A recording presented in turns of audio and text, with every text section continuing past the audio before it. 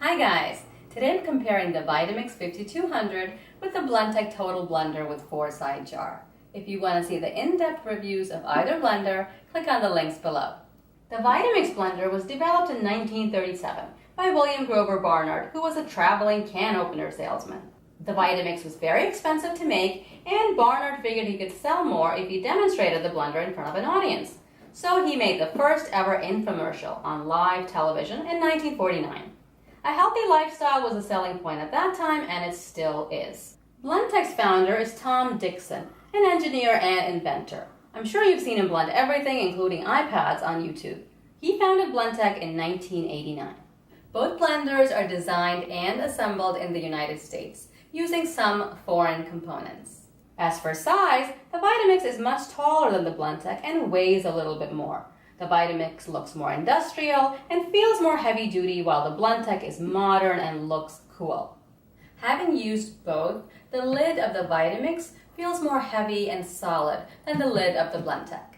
The jar of the Vitamix is also heavier, and the handle looks and feels sturdier. The rubberized handle makes it more comfortable to hold. The Blendtec does not have a rubberized handle. It's a molded plastic handle. As for power, the Vitamix states it has a 1,380 watt 2-peak horsepower motor, while the Blendtec states it has a 1,560 watt 3 horsepower direct drive motor. I know people are concerned with the power of a blender, but it's not as simple as the horsepower listed on your blender. Great horsepower doesn't mean you'll get a better result when blending. Other factors like the blade design and shape of the jar contribute to how smooth and creamy your drink or ice cream will be. Watts is the amount of power coming into the motor from the electrical outlet. Horsepower is another unit of measure.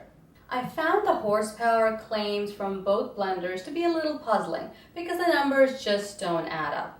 Here's a simple formula to calculate horsepower.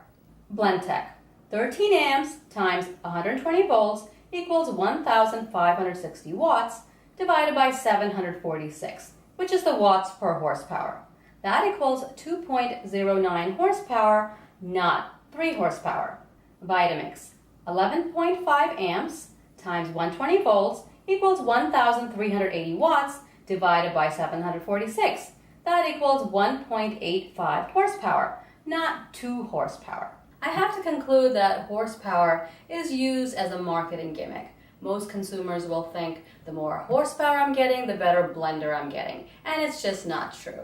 The Vitamix made a silky smooth blueberry smoothie in my review video at close to 1.85 horsepower, and the Blendtec made a smooth drink at 2.09 horsepower.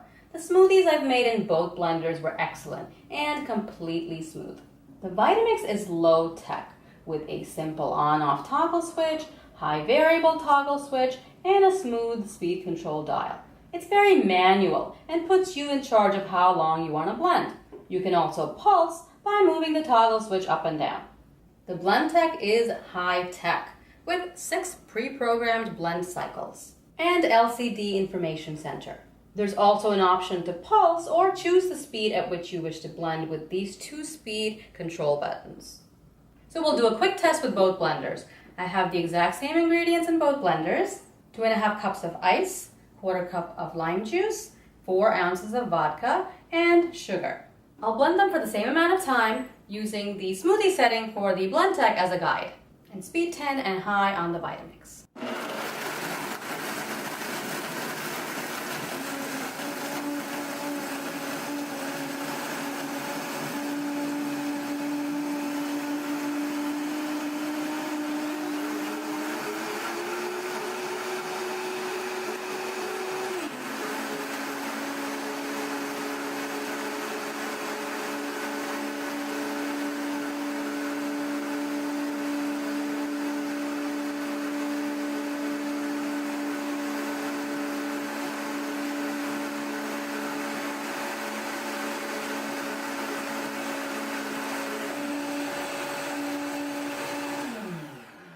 Pour the Vitamix drink.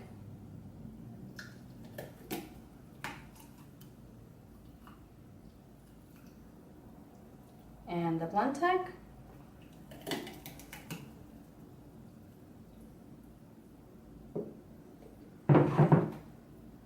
I'll taste both. First, I'll taste the Vitamix. Really smooth. The Blendtec.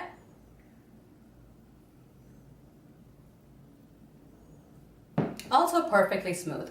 The Vitamix drink and the Blendtec drink are both perfectly smooth and creamy. They taste exactly the same. Perfectly smooth, icy, creamy, and delicious. You have to make a big batch for your parties. Cleaning is pretty much the same for both blenders. Use a drop of dishwashing liquid and some water and blend for a few seconds. Rinse out the jars with plain water afterwards. As for build quality, both these blenders are brand new. You'll notice how clean and well finished the Vitamix looks. The spline is neatly machined. The Blendtec spline is not as well machined or finished. I'm touching the spline and it feels jagged and sharp, which it shouldn't be. The hole through which the blade is attached has also not been cleanly finished. If I'm going to be paying hundreds of dollars for a blender, I want it to be pretty close to perfect. In my opinion, after all the blenders that I've reviewed so far, the Vitamix comes the closest. Both blenders are high performance and will do a great job no matter what you throw in them. It's really down to your personal preference as to which one you decide to buy. They should both last a long time and come with great warranties. The Vitamix comes with a 7-year warranty and the Blendtec with an 8-year warranty. I've put the links to both the Vitamix and the Blendtec in the description below. You can also watch my full review of each blender to clearly see how they perform. I will be doing a blender giveaway soon, so subscribe to stay tuned for that. I hope this video was helpful. If it was, please give it a thumbs up. And thanks for watching.